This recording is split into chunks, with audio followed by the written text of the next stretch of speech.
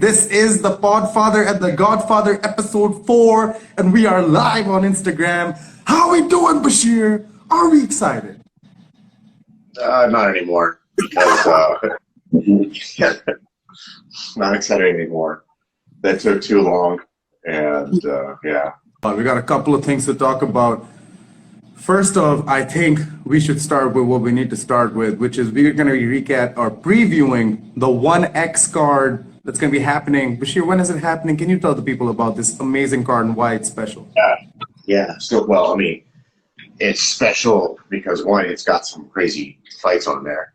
And it's also special. This is the 10-year anniversary show for ONE Championship. And for me, that means a lot because, like, I was looking at my past emails, and I think Victor emailed me like end of 2011, right? So it's been 10 years for me with ONE Championship as well. So it's not just the 10th show; it's also 10 years with ONE Championship being in my life. Like I just had my wedding anniversary actually, like yesterday, right? And it's like, oh wow, so like. Yeah, so like I've been married for about as long as I've been like involved in some way with ONE Championship. So it means a lot to me, but I mean for sure we got some amazing fights on there. So I mean like gosh, I don't even know where to start. Like for example, we have the grand finale of the kickboxing World Grand Prix. I don't know if you're a kickboxing fan or not, but I'm a big kickboxing fan. I was a big fan of K1 when Badr Hari was destroying people there. When Alistair Overeem was in K1 at the time, knocking people out, you know. So you know, I've been a huge kickboxing fan, and we have the best kickboxers in the world. And ONE Championship. If you look at the 70 kg. I mean, are you a kickboxing fan? Looks kind of like I am in some parts in the sense that I follow certain kickboxers and I think they're absolutely brilliant. I know a lot of my favorite MMA fighters come from a kickboxing background. Do I sit and watch kickboxing every week with the same focus that I watch MMA, pro wrestling? No, not really. But I did you ever watch kickboxing with that kind of intensity or focus? No. Did you do it? No, never. Yeah. So like, yeah, I definitely did, and I mean, and now I'm watching the same intensity in ONE Championship, right? Which is crazy. I'll tell you something. Like some of the most starstruck that I've ever been has been meeting some of these legendary kickboxers, like Andy Sauer, like Giorgio Rosian, guys like this have been like been far more starstruck than a lot of the other guys that I've met, just because I was in such a like crucial part of my martial arts journey when I was really into K1. So we got the World Kickboxing Grand Prix finale, Chingiz Alazov versus Sidichai Sitsong. So I mean, gosh, that's awesome. Okay, here's one that I know that you've probably been quite excited about, and that's got to be Rodtang versus DJ. My God, what is this fight? Can I just tell you from my perspective, this fight makes no sense. I don't think fight just no, in the sense that it's so good because it doesn't make any sense. I love ONE Championship because they don't like to marry themselves to the promotional style or the matchmaking style that all of the other MMA promotions of the world like to marry themselves to, such as, you know, अच्छा ये MMA का बहुत बड़ा fighter है, ये MMA का बहुत बड़ा fighter है, boom, let's go. Or just हम MMA कराएंगे और कुछ भी नहीं कराएंगे. I like the fact that they actually go out and do these other things. Like I think they welcome in a lot of grapplers into MMA, but they do a lot of stuff for kickboxing separately, which I don't understand. मुझे आज तक समझ नहीं आई. UFC, Bellator ने किसी हद तक I think kickboxing पे थोड़ा सा focus किया, but I don't get why the UFC doesn't do it, and I think it's freaking awesome. So, special rules fight. The first round is Muay Thai. The second round is MMA, if I'm not wrong. And then the third round. Can you tell me about this fight and what the CEO Chatri was thinking when he put together this fight, and what the special attraction really like. It's really special. Well, I mean, first round is Muay Thai. Second round is MMA. Third round is Muay Thai. Fourth round is MMA. And there are no judges, so it's either it's going to be a finish or it's going to be a draw. So, I mean, this is just like you've got the best of the best, competing under a mixed rule set. So, I mean, you don't know what's going to happen in this one. Like, you don't know. Like, the first round, starting in just Muay Thai, DJ's going to have to be there in Rodtang's world, right? He's not going to have the takedown option. He's certainly not going to be, like, running away. He's going to be there to fight, and that'll be really interesting to see. For me, that's going to be really, really interesting to see how he adapts, because he's coming from Mighty Mouse is coming from MMA, where he can clinch, where he's had some experience, right? And how is he going to adapt, in front of Rodtang, who's a specialist. The MMA rounds, I mean, that I think is kind of like pretty clear as to what is going to like be the game plan over there, right? May I make a prediction really quickly? Yeah. A bold prediction, if you must. I predict that. Okay, it's twofold prediction.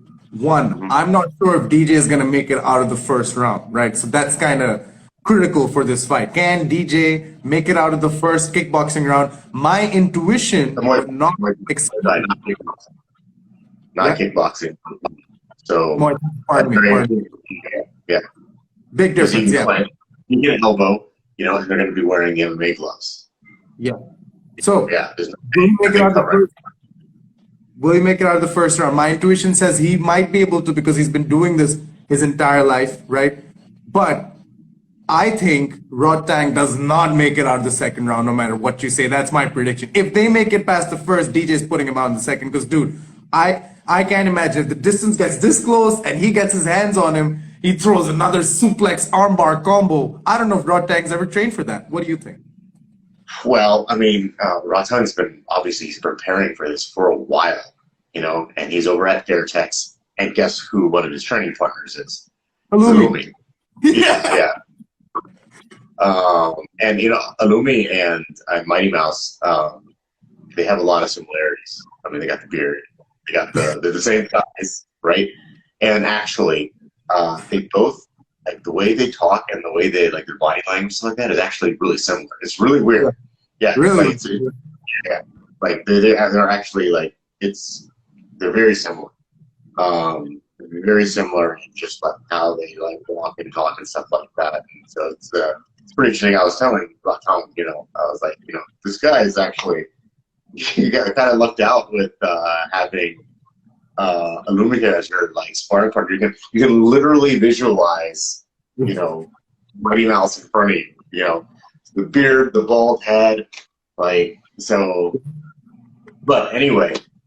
Point being is that Rodtang's been preparing for this, right? And what does Rodtang have to do, right? He doesn't have to learn jiu-jitsu, right? He doesn't have to go from white belt to black belt. He just needs to learn to defend the takedown. And it's not like being in the clinch is foreign to him, right? Yeah. He's good in the clinch. He's been in the clinch since he was a kid, right? Against other very strong stand-up grapplers. So to adapt from that under the guidance of somebody like DJ Jackson over at Fairtex, I mean, like I understand where you're coming from. I understand where you're coming from, right? Like, is he going to be able to close that gap? And that's the question. But I think because he's not a normal person, right? Rodtang is a different breed of human. And so that athleticism, that gamemanship, and then just that time and knowledge of the clinch to be able to adapt that to an MMA fight where you're just focusing on defending, just is one thing that DJ is probably going to be trying to do in that round, right? I think it's a lot easier than to actually train MMA or MMA sake. No, I agree. And it makes a lot of sense. And that's why I'm the schmo and he's the pro. You know what I mean? Yeah. You know what you're talking about. That's very, very detailed, exquisite analysis. I love it. But one other fight that I'm extremely, extremely excited about is Angela Lee versus Stamp Fairtex. Fairtex, the superstar. She's on everything, right? She's just, but Bashir, so sitting here as a non-one championship employee, as just some guy from Pakistan who keeps up with one championship every now and then, would you say that Stamp Fairtex has faced thank you so much, Irfan Ahmad, that's so sweet. He said two legit people, just Bashir really. I'm still working my way there. Love you, Irfan. But would you say that Stamp has been facing the right or the highest level of competition possible? And is Angela Lee a big step up? Do you think that's a good question. I wouldn't say Angela Lee is a big step up. Is Angela Lee the toughest fight of Stamp's career? Oh, without a doubt, right? Without a doubt. But just like, for example, does Angela Lee have the wrestling of Ritu Koga? Yeah. Does Angela Lee have the striking of like Jen Todd, right? Some of the other strikers that Stamp makes, right? So, and like the wrestling of another girl that Stamp brings, Aliona, the one where actually Stamp tapped out, which she said she didn't do, right? Which she said she didn't do. I was there, and she was very, very adamant that she had it. So, you know, the referee saw it and they stopped it. Stamp said that she didn't have it, right? So, if you were to give her the benefit of doubt there, she was winning that fight up until that point, right? So, I mean, she was a really good question. So, is Angela a step up? Yeah, but I don't think like light years ahead of what Stamp has proven herself up against, right? I mean, that being said, if Angela is able to finish her even in the first round, right? I wouldn't be surprised, but nor would I take anything away from Stamp. I would be like, yeah, you know, they belong in the cage together. No, not at all. You know, not at all. And on the flip side, you know, if Stamp's able just to beat her down, strikes, and defend a takedown in the first round, then that wouldn't surprise me either. You know, so this is a really, really good one. This is a really, really good one, and one I have a real tough time picking a winner. If Angela hadn't had such a long layoff, then maybe I could. You know, I would say like, yeah, hands down, Angela's got it. You know, but she has had a long layoff, and in that time, Stamp has, you know, had some really good fights, right, that have brought her level up. So it'll really be interesting to see. You know, it'll be really interesting. Now, I know Angela has trained hard, and I know that she didn't really, knowing her and like the people that she's around and her family, like she's still involved in training and getting better. But, you know, she wasn't competing at that time, and she did have, you know, a baby where a lot of her mental energy and focus went towards. So, yeah, it's really, really interesting fight. Really interesting fight here. I think that's a great, very fitting main event. Heather from Dubir is in the chat. What's up, my brother? Thank you so much for joining in for the Godfather and the Podfather last fight, or actually second last fight. One more. Shinya Aoki versus Yoshihiro Sexyama Akiyama. I love this guy. And this is two legends. I think that's very interesting. I don't know. Like Shinya Aoki, I saw his, I used to follow him when he used to be in UFC before, but then I see his one championship fights. Shinya Aoki was never in the UFC. He was. No, he wasn't. Oh, sorry. Was it Pride? It was either UFC or Pride. There's a one championship casual here. Akiyama did fight in the UFC. There we go. Where did Shinya fight? Was it before one championship? He fought in Dream. I believe he's also fought in Pride as well. Yeah. But yeah, I mean, the thing is, with guys like these who are considered legends, you think that as time goes on, they would actually, you know, dip in form one way or the other. But I think this is just like a very special fight. And yeah. And Shinya's not that old either. Shinya's younger than me. Yeah. Yeah. You not And that so, long. You still got a couple fights in you, brother. I think so. yeah, no, you're right. I do. I do. So, I You mean, are. we'll see about that. Yeah, but I'm almost 40. Yeah. It was saying, So he's still younger than me. So he's like, if I got a couple fights in me, then he's got about, I don't know, 10 times however many I have. Right. So, yeah, that's also. Alumi the chat, by the way. Alumi just joined. Hello, Alumi. Thank you so much. We're just talking about your Fairtex teammates.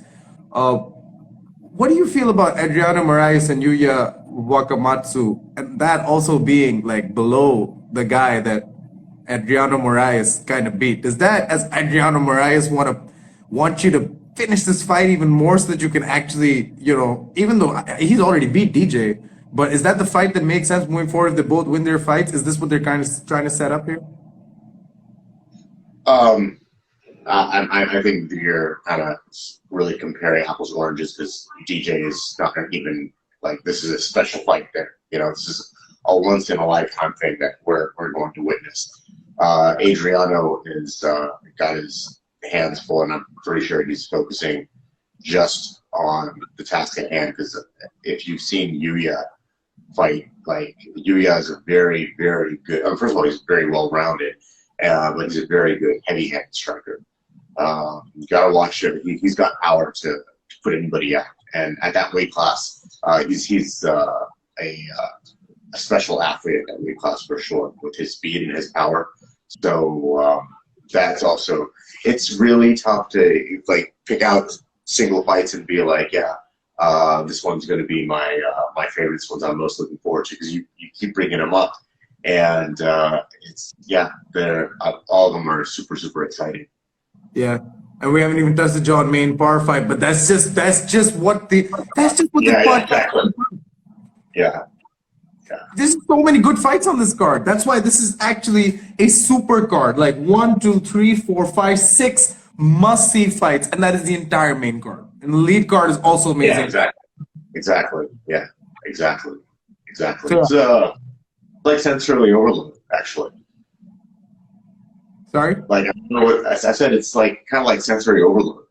I know when the night is going to be finished. I'm going to be sleeping for 3 days. That's a little thing. Yeah. No, it makes it, and I feel like they're gonna have a tough time following up with these cards, but that's a you problem, and good luck with that one championship, following up with this card, because this card is absolutely stacked, and I think it's absolutely brilliant that we're gonna be seeing this next week. This is gonna be taking place, of course, on the 20. What date is this exactly happening on? You should know this. You work there. 26th March. Yeah, 26th March. And how can people watch?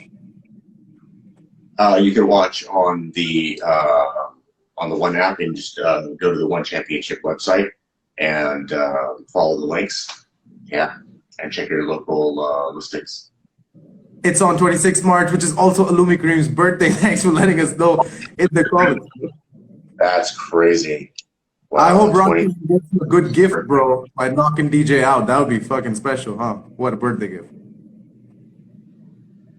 But yeah, Bashir Bhai, I think this has been a fun little live episode of The Godfather and the Podfather. Hopefully you won't have to do this again, because or maybe you might, who knows, this might just be a good way to, get through the Sunday. Once in a while. Yeah, once in a while. But yeah, thank you so much, Bashir Bhai, for your time, and I really, really appreciate you, and I appreciate all you guys who tuned in and are still here. And we're gonna keep doing this. This is episode 4. We're gonna put this up as well, and we're gonna put up episode 5 soon, so you guys stay tuned for that. And Bashir Bhai, any closing thoughts? Anything you want to let the people know right at the end? Gosh, I love you all. Keep training hard. Pakistan's in the box. Yeah, there we go. And Balumi says, watch out for Rodtang's wrestling sense. That makes a lot of sense to me. Bashir Bhai, thank you so much. Guys, thank you for tuning in. This is On the Mic, the Podfather, joined with the Godfather. Love you all, and we will see you at the next one. Bye. Keep it tight.